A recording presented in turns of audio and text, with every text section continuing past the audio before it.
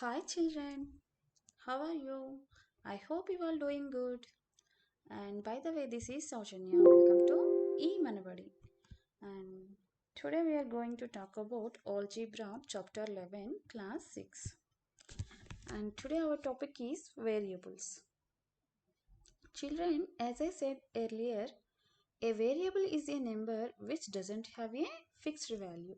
Suppose x is a variable and it represents the unknown quantity and it can take any value. That means it can take either 1, either 2, or it may be 100 or it may be 500 also. It can take any value and you can assume any letter as a variable.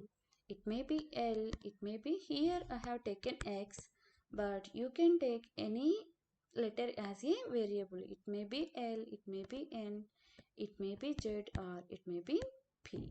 You can take any number from the English alphabets. And here let me tell you the difference between a fixed value and a variable.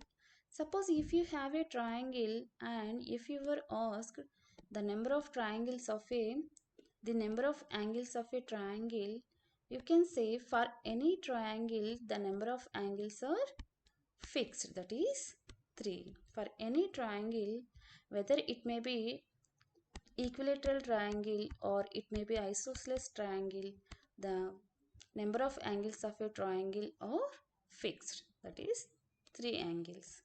And suppose if you take the lengths of the sides of the triangle, then the number always varies. So the lengths of the sides are always vary, so you can represent that with variable L, but the number of angles of a triangle are always fixed, so it is called fixed value. And if we are representing the variables with the letters, but this variables also represents numbers, this variable is nothing but again it is a number. So we can perform any operations on these variables also, like we can perform addition operation or we can perform subtraction operation, and we can also perform multiplication, and we can perform division also. We can perform any number of operations by using the variables, just as in the case of fixed numbers. And this is about variables. And let me give you an example to find out more elaborately about the variables. Children, here is an example. Students went to buy notebooks from the school bookstore. Suppose here it is given that the price of one notebook is 5 rupees. But here the children want different number of notebooks. Here Munnu wants to buy 5 notebooks. Then the price of 5 notebooks will become, to find out the total cost of 5 notebooks, we need to multiply the number of notebooks by the price of the each notebook. Here the price of one notebook is 5 and the number of notebooks is 5. So here the total cost becomes 25 rupees. And here Appu wants to buy 7 notebooks. So here the number of notebooks is 7 and the price of one notebook is 5. So the total cost becomes 7 into 5, that is equal to 25 rupees. And again Sara wants to buy 4 notebooks only. Now the number of notebooks is 4 and price of one notebook is 5. So this is equal to, the total cost becomes 4 into 5, that is equal to 20 rupees. Children, observe this table here. The number of notebooks required are always varying till m. It can take any value, but here the price of the one notebook is always fixed. It is always fixed value. So let's take the number of notebooks. Let's represent with a variable m. Here we are taking variable m to represent number of notebooks. Now the total cost becomes, M is the number of notebooks. Now the total cost becomes 5 into M, because 5 is a fixed value. Now the total cost becomes 5 into M, that is equal to 5M, where M is a variable. It can take any value, whether it may be 1, 2, 3, 4, 5. It can take any value. And by this we can say that for any number of notebooks, we can say the total cost of the notebooks. And this is how we will use the variables. And let's go to the next example. Here are the children who are participating in the mass drill in the presence of chief guest for the Republic Day. For the Republic Day celebration, they are doing mass drill, and here for each row there are 10 children in each row. But here, to find out the number of children required for the parade will be depend on the number of rows they are forming. Suppose if the students form one row, then there are 10 children in a parade. And suppose if the number of rows formed are 3, now the children becomes the number of rows into 10, that is equal to 30 children. There will be 30 children. And if the number of rows formed are 5, then there are 50 children. So here also the students for each row is not varying. This is a fixed value, but the number of rows are always varying. The total number of students is depending on the number of rows here.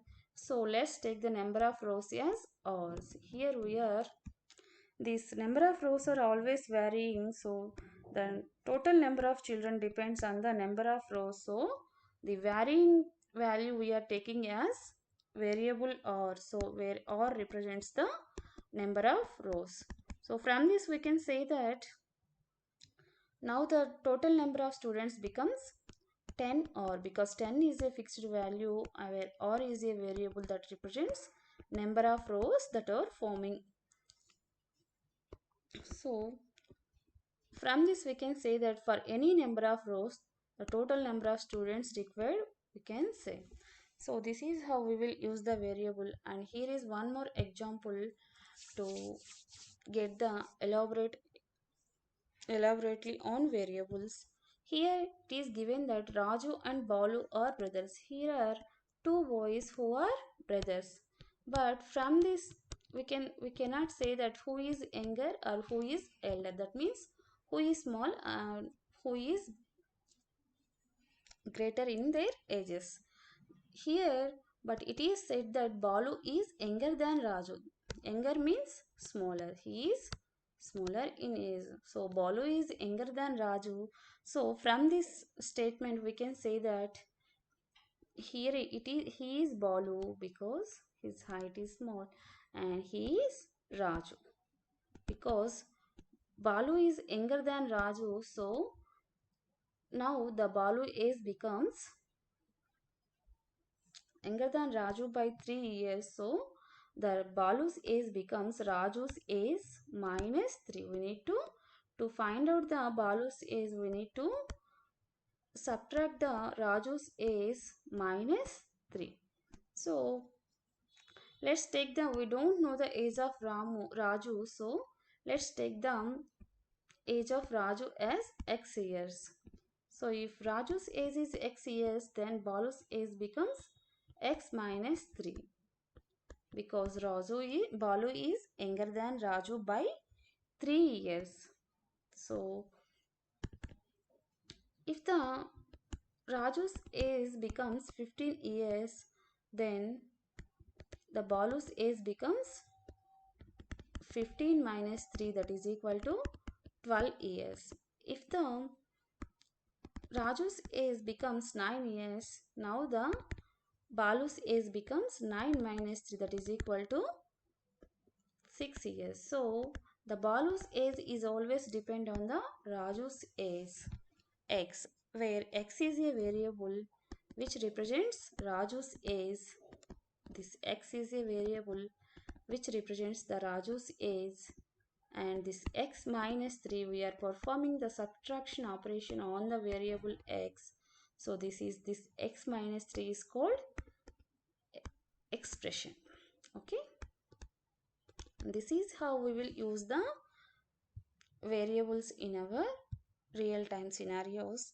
And here are some rules from the arithmetic we can take, and we are applying the same to the variables.